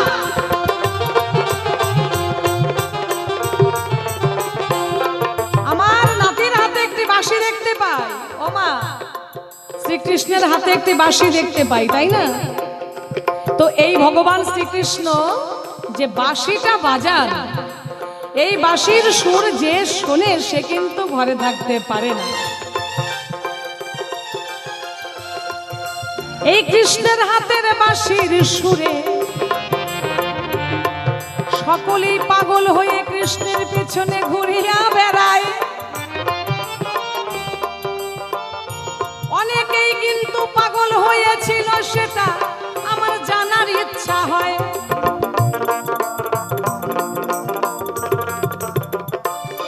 তোমার বাঁশির সুরে কে কে পাগল হয়েছিল? এই বাঁশিতে এমন কি জাদু আছে, এমন কি মধু আছে, যে শোনে সে আর ঘরে থাকতে পারে না, সেই কথাটাই করবে একটু বর্ণনা।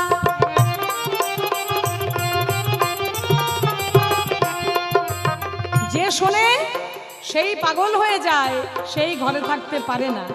ও মা, এই যে আমাদের মাননীয় আমাদের মন্টু দাদা ভাই, উনি যে বাঁশি বাজাচ্ছেন, আশা করি এখানে হয়তো আগে উনি এসেছেন, তাই না?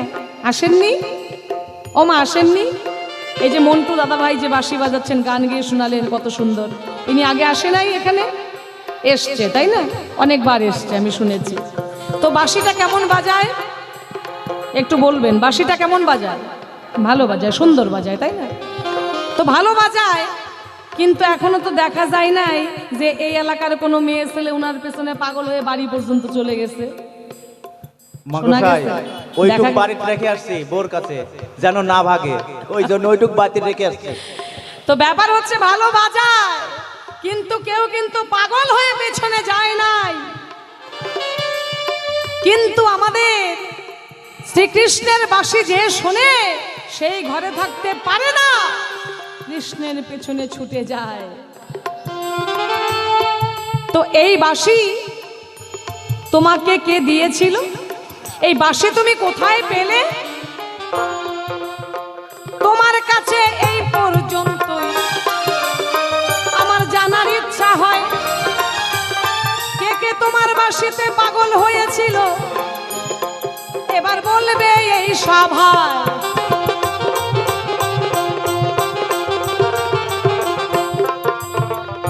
এই পর্যন্তই তোমার কাছে আমি রাখলাম জিজ্ঞাসা, জবাবখানা দিবে তুমি মনেরই মতো রে।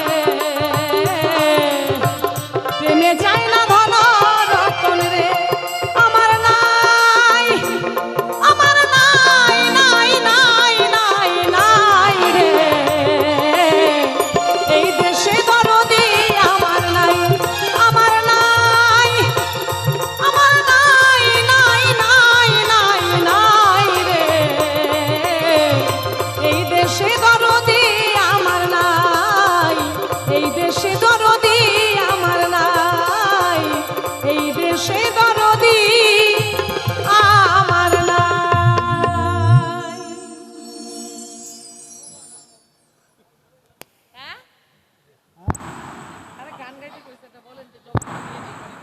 জবাবটা দিয়ে দেই। হ্যালো, সময় অল্প, গাওয়া যাবে না গান, তাহলে কমিটি এসে দিবে চাপান। আমাদের টাইম বান্ধা আছে, ওই টাইমের মধ্যে শেষ হবে। আজকের যে তরজাটা হচ্ছে রেডিও তরজা, রেডিওতে যে তরজা হয় ওই টাইপের তরজা হচ্ছে, বুঝলেন? কারণ এই প্রতিমা আর দয়াল অধিকারী যদি গান গায়, 4-5 ঘন্টা না গান গাইলে কি আর গান হয়?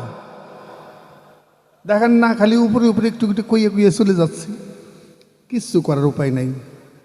ওই যে এখন ইউটিউব খ্যাত আসবে, ইউটিউব খ্যাত, হ্যাঁ, ওরা আইব, ওরা এসে গাইব।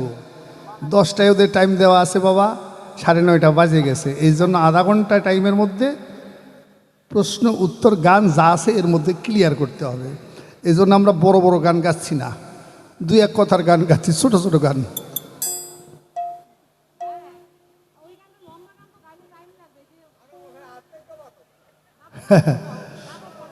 কোন গান? ওরে বাবা, চিঠি লিখি তোমার কাছে? এই বুড়া পয়সা চিঠি লেখার দরকার কি? বসেন তো, কম দেখি।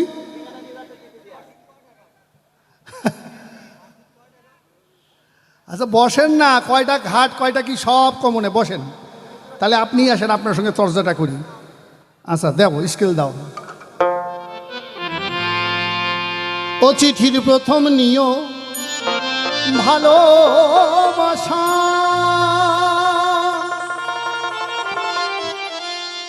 তুমি বুঝিও মোর মনের ভাষা গো।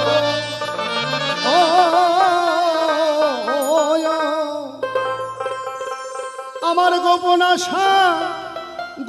আশা মিটিয়ে দিলাম নয়নের জলে। আশা করি পরাণ বন্ধু আছো কুশল চিঠি লেখি তোমার কাছে ব্যথার কাজলে আশা করি পরাণ বন্ধু আছো কুশলে আরে আশা করি পরাণ বন্ধু আছো কুশলে জয় জয় নিতাই গৌর হরিবল হরিবল হরিবল হরিবল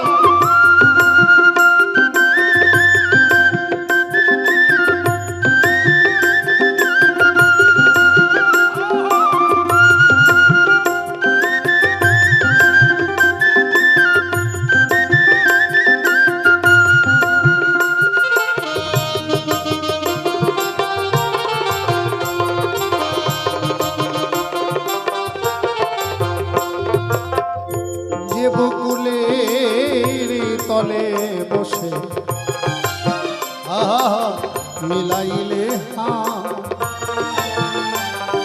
সেই বকুলে নকলে আর প্রেম পারিজাত বন্ধু প্রেম পারিজাত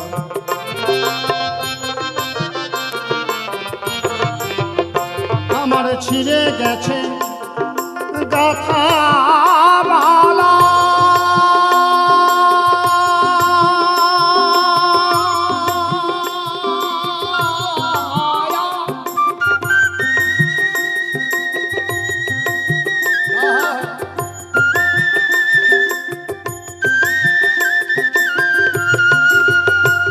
দরদিয়া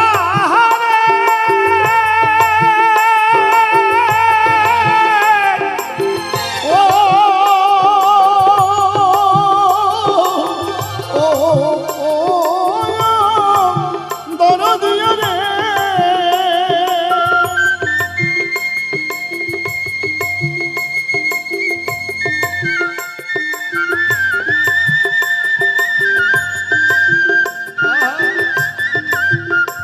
আমার ছিঁড়ে গেছে আমার ছিঁড়ে গেছে গাথা মালা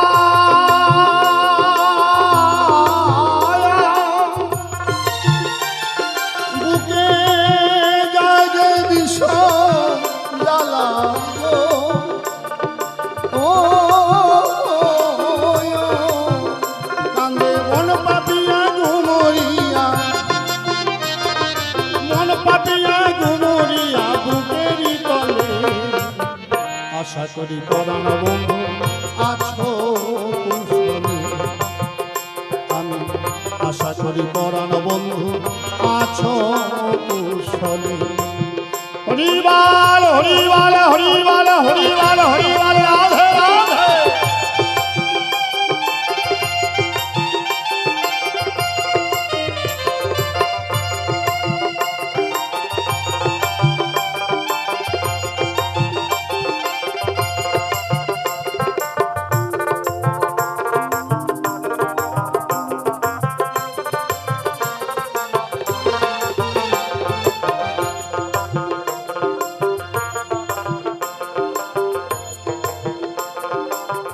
আহা কে কাকে বলছে গো রাধারানী কৃষ্ণ হারা হয়ে আজ তার বন্ধুর কাছে চিঠি লিখছে আর এই জীবাত্মা পরমাত্মার কাছে চিঠি লিখছে গো। যদিও আমি একটু রসিকতা করলাম কিন্তু রসিকতা গান নয়, গানটা হচ্ছে প্রখ্যাত কবি আল রসিকলাল সরকারের গান। তাই বলছে বন্ধুরে আমি যে বাদিনীর ঘর করি কেমন আছি, তুমি তো আমাকে ছেড়ে চলে গেছো, আমি কি অবস্থায় আছি তুমি যদি জানতে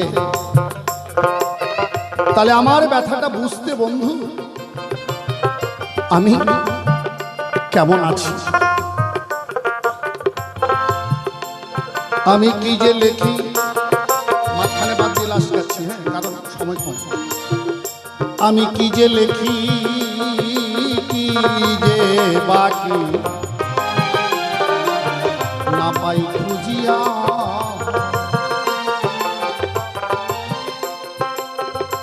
অবলার না বলা কথারে বন্ধু তুমি নিও বুঝিয়া।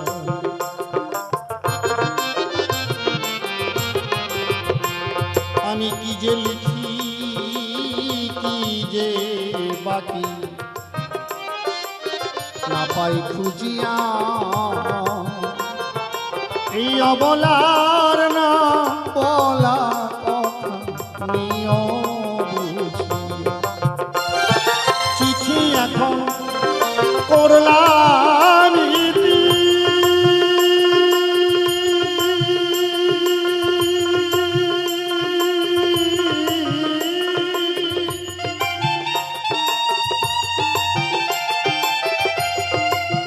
ও প্রাণবন্ধু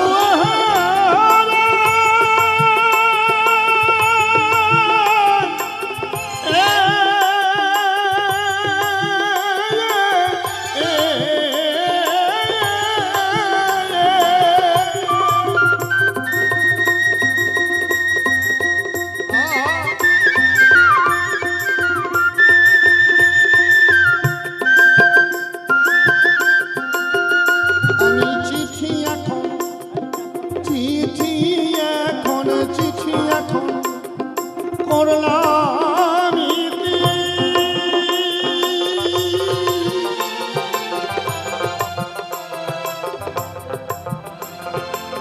জানাই মনের সকল প্রীতি গো, ও অধম রসিকের শেষ মিনতি, রসিকের শেষ মিনতি চরণে কমলে। আশা করি পরাণ বন্ধু আছো কুশলে, আশা করি পরাণ বন্ধু আছো কুশলে। আরে কি যে লিখি কি যে ভাবি না পাই খুঁজিয়া, অবলারে না বলা কথা নিও বুঝিয়া। যেই ভাবেতে প্রশ্নমালা করে গেল দান, এক এক করে ধরে ধরে দেব সমাধান। বাঁশির কয়টা ছিদ্র আবার দাদু ভাইয়ে কয়, কোন ছিদ্রে কিবা নাম বলো মহাশয়। সপ্তম রন্ধের বাঁশি বলি সবার ঠাই, নবদ্বারের বাঁশি জানে গো সবাই। 9টা ছিদ্র মোট, 6টা টিপা টিপি একটা ফু দেয়, এই দিক দিয়ে একটা ফুটা, এই দিক দিয়ে একটা ফুটা। নিচের ফুটায় ফু কেউ দেয় না, বুঝে নেওয়া লাগবে। নিচের ফুটায় ফুয়া দেয়, ফু দেওয়া যায় না, দিলেও বাজে না। হরিবল হরিবল।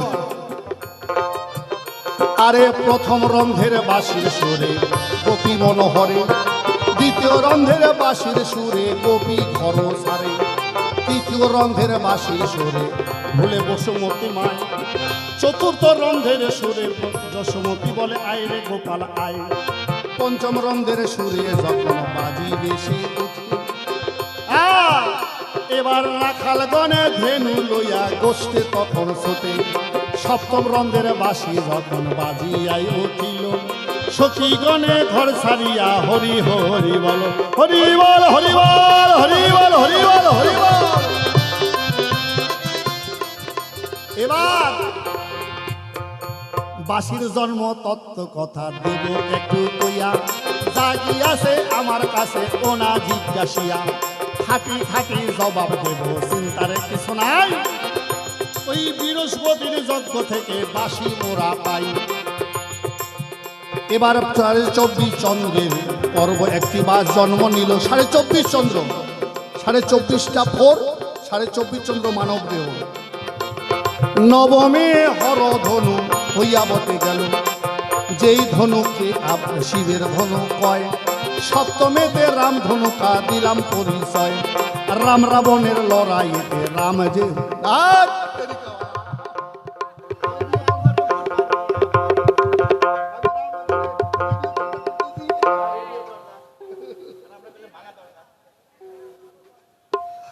হরিবল হরিবল।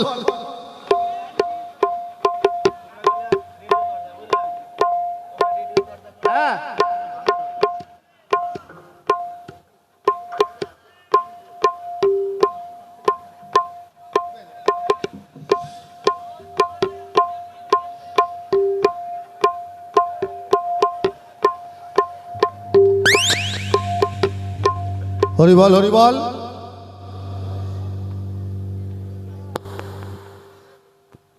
এবারে সপ্তমেতে গান্ডি বস্ত্র দিলাম ওগো, সপ্তমেতে রামধনুকা দিলাম ওগো কইয়া, পঞ্চমেতে গান্ডি বস্ত্র গেছে ওগো হইয়া, তিনে জমের কোলা দণ্ড বড়াই বুড়ির লাঠি, এই তো আমায় জিজ্ঞাসিয়ে সৈনা সভার প্রতি, অর্ধবরে কৃষ্ণের বাসী আমি সভায় জানাই, সেই বাসী ছিল ওনা ব্রহ্মার কোঠায়, ব্রহ্মা সেই বাসী কৃষ্ণের দান করে, কৃষ্ণ তখন বাসী খুদায় বাজে না ভাই করে, কি করে ওনা ব্রহ্মার কাছে কয়, ব্রহ্মা বাসুরিয়া সাজিয়া কৃষ্ণের কাছে যায়, কয় সরস্বতীর আরাধনা তুমি ওগো করো, সরস্বতী মনে মনে ভাবে ওগো বড়, সরস্বতী মনে ওগো ভাবে ওনা তাই, কৃষ্ণের বাসিতে যদি আমি ঠাই পাই, মনে মনে আশা শশীর বড় ভাগ্য হলো, কৃষ্ণ যখন সরস্বতীর আরাধনা করলো, সরস্বতী মাকে ডাক দিয়া কয়, সরস্বতী এসে তখন বাসির মধ্যে যায়, তাই তো কৃষ্ণের বাসি মধুর বটে হলো, তাই তো কৃষ্ণের বাসি মধুর বটে হলো, বাসি ফু দিলে সবাই হরি হরি বলো, হরিবল হরিবল। এবার যশোদা শুনে বাসি দে ননি মা দে ননি, যশোদা শুনে বাসি দে ননি মা দে ননি, মাতৃবৎসল বাপ। আর জটিলা কুটিলা শোনে বাসি রাধা কলঙ্কিনী রাধা কলঙ্কিনী রাধা কলঙ্কিনী, রাখালগণ শোনে বাসি গোষ্ঠে চলো ভাই শ্রী, হ্যালো হ্যালো, শ্রীমতী শোনে বাসি কোথা তুমি ঘাটে এসো রাই। তা কৃষ্ণ কেমন, যার মন বাবা যেমন। এর মধ্যে দাদুভাই আরেকখান ভেজাল বাদাই দিছে, কই শিবের মাথায় অর্ধচন্দ্র দেখা যায়, ওইটা এলো কোথা থেকে, কই এই ভালাই। এরম প্রশ্ন করলে তো আমি আনন্দ পাই, যে আর যা করছে জিজ্ঞাসা করেন না, অসুবিধা নাই, জানলে খবর না জানলে কই না, তাই না। দক্ষ রাজার 27টা কন্যাকে চন্দ্র বিয়ে করে, একটা দুইটা না 27টা, কিন্তু 27টা বিয়ে করে না, বিয়ে করে রোহিণী রে, রোহিণী নক্ষত্র আছেন, রোহিণী নক্ষত্র, এর সঙ্গে হয় দেখাশোনা। চন্দ্র যখন বর সেজে ওই শ্বশুরবাড়ি গেল, চন্দ্র তো অপূর্ব সুন্দর, ওই সুন্দর জামাই বেবুরে দেখে শালিগুলা পাগল হলো, মানুষ কলগেটের সঙ্গে একটা ফ্রি পায়, আর 27টার মধ্যে মানে 26টা মেয়ে গিয়ে বাবার কাছে কয়, ও বাবা ওই দিদির যে জামাই আমরা তাকেই বিয়া করতে চাই। কয় দূর, কয় তুমি যদি তার সঙ্গে বিয়া না দাও তাহলে আমরা কিন্তু অন্য জল ত্যাগ করব। নিরুপায় হয়ে দক্ষ রাজা চন্দ্রের কাছে গেল, গিয়ে বলল, হে জামাতা, আরও আমার 26টি কন্যা তোমারে পছন্দ করে, বিবাহ করতে হবে তোমারে। চন্দ্র করে, মা না, এটা সম্ভব না, কারণ আমি একজনকে ভালোবাসি, একজনকে ভাত কাপড় দেওয়া যায়, খামাকা 26টা আরও বেশি নিয়ে যাওয়া যায় নাকি বাবা। কয় না, আমি দক্ষরাজ, আমি স্বইচ্ছায় যখন কন্যা দান করতে যাচ্ছি তোমাকে গ্রহণ করতে হবে। বলে ঠিক আছে, দিবেন দেন, কিন্তু আমি একজনকেই ভালোবাসবো, এতগুলো ভালোবাসতে পারবো না। তাই রোহিণীকে ভালোবাসতো, রোহিণীর সঙ্গে তার আদান প্রদান হতো।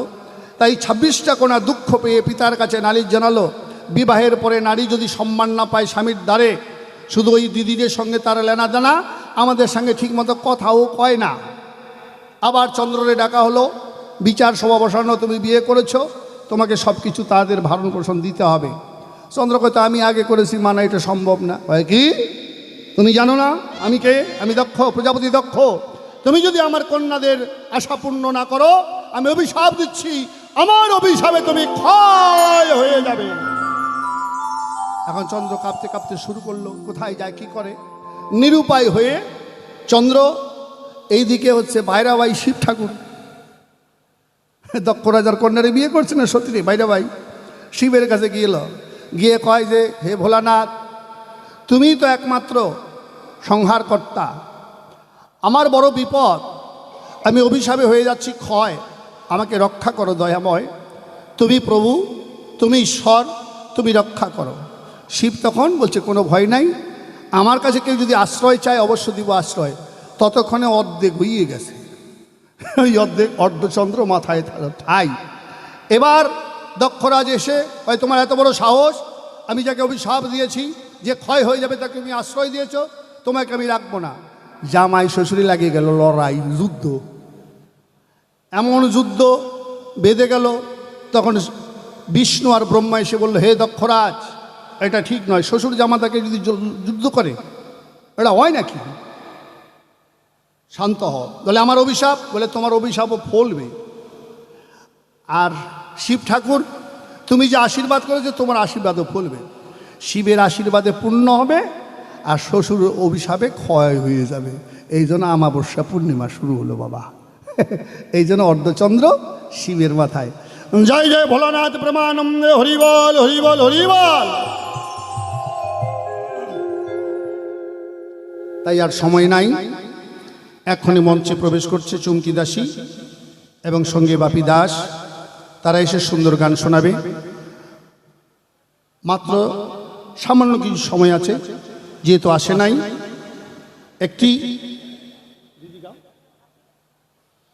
একটি গান গেয়ে আজকের মতো আমরা বিদায় নিচ্ছি। জয় গুরু, জয় গুরু। তাই বাবা, অনেক কথাই বলেছি, জানি না এই মানব জীবনে ঈশ্বরের কৃপা পাবো কি পাবো না আমার জানা নাই। তাই আমার দিন গেল গেল রে বেলা, ওরে আমার কাল গেল গেল করে খেলা। আমি কার নৌকায়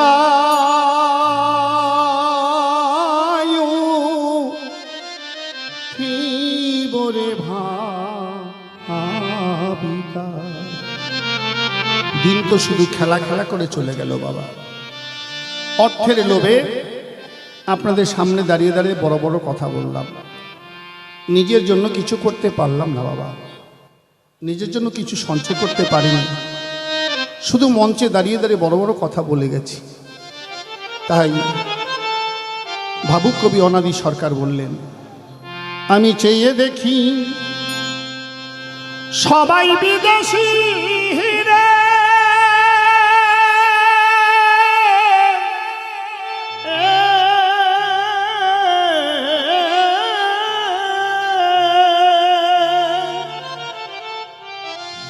ওরে আমার দেশের দেশি হারে কেহ না।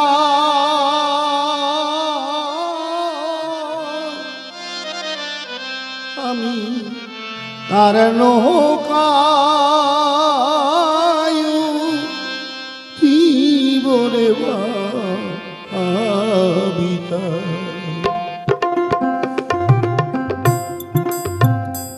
আমার দিন গেল গেল রে বেলা, আমার কাল গেল গেল রে খেলা। আমি আর নৌকায় কি বলে ভাবিতা। একবার তাই গোর হরিবার হরিবার হরিবার।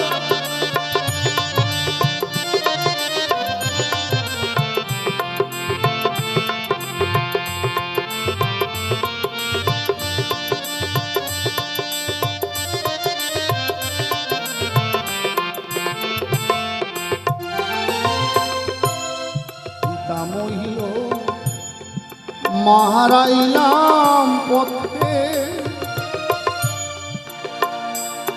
আমার ভাই বন্ধু কেউ নাই সাথে।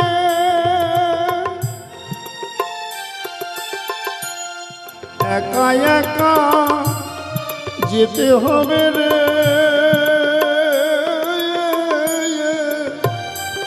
আমায় অজানা গান পারে।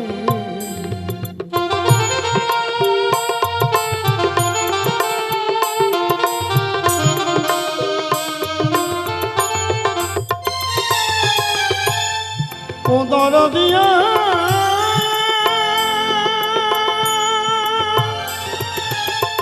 ও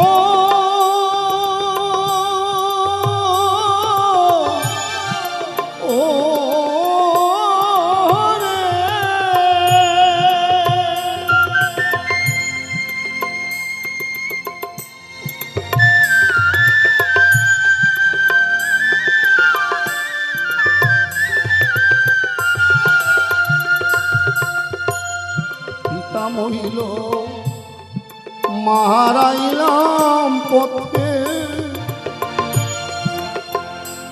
আমার ভাই বন্ধু হনে কেউ নাই আমার সাথে আমায় একা একা যেতে হবে রে ওই নাই অজানা পারে আমি কেমন করে যাব পারে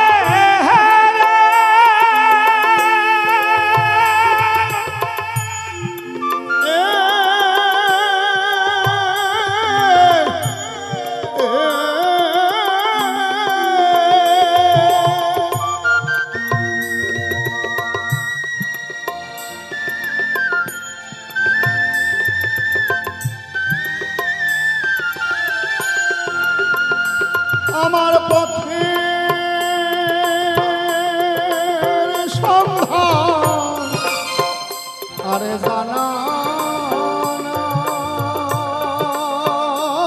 আমি কারণ আয়ু কি বলে আমি কারণ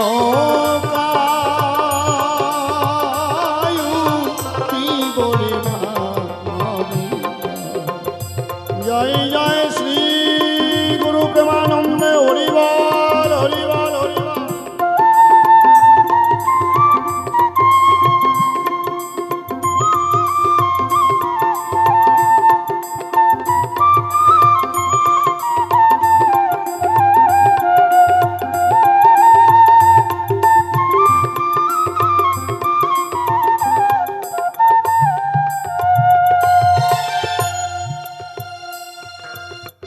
হে ভক্তমণ্ডলী, শুনেছি সাধুগুরুর মুখে যেদিন প্রাণ পাখি চলে যায়, যেদিন আমাকে যেতে হবে, 7 সমুদ্র আরো 13 নদী আমায় দিতে হবে নাকি রে পারি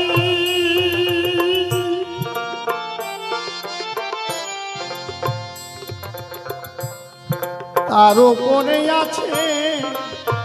আছে নাকি রে ওরে আমার ঘর বাড়ি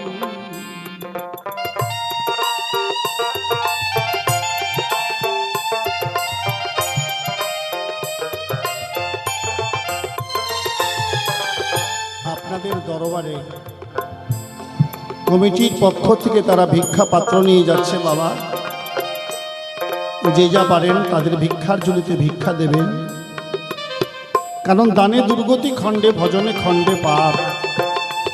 এই মহতি অনুষ্ঠান আপনারা লাগিয়েছেন, তাই যে যা পারেন ভিক্ষা দেবেন। 7 সমুদ্র আরো 13 নদী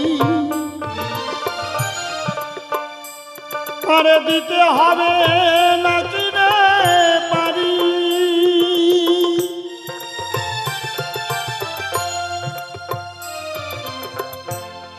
তার পারে আছে নাকি রে ওরে আমারি ঘর বাড়ি আমি কেমন করে দেব পারি নিতাই গৌর হরিবল হরিবল হরিবল।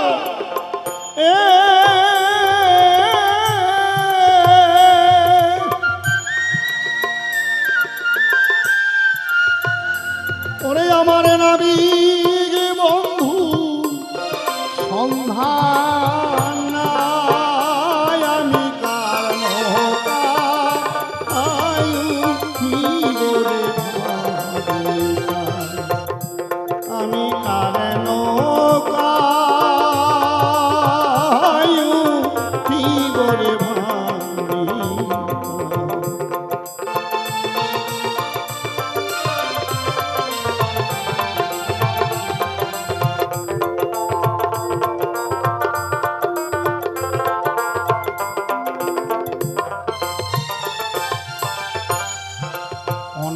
কয় শোনো সাধু গুরু মহাজন, ওরে আমি সর্বহারা দেউলিয়া, ভিক্ষা ছাড়া নাই মোর গতি রে, কান্দি ভিখার সোনা লইয়া।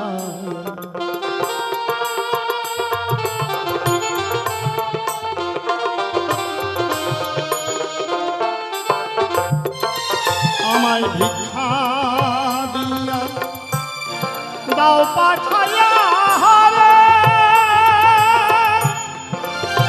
এ,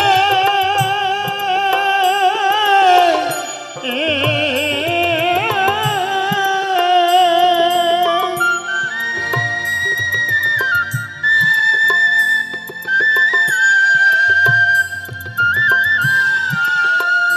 হারে দেশে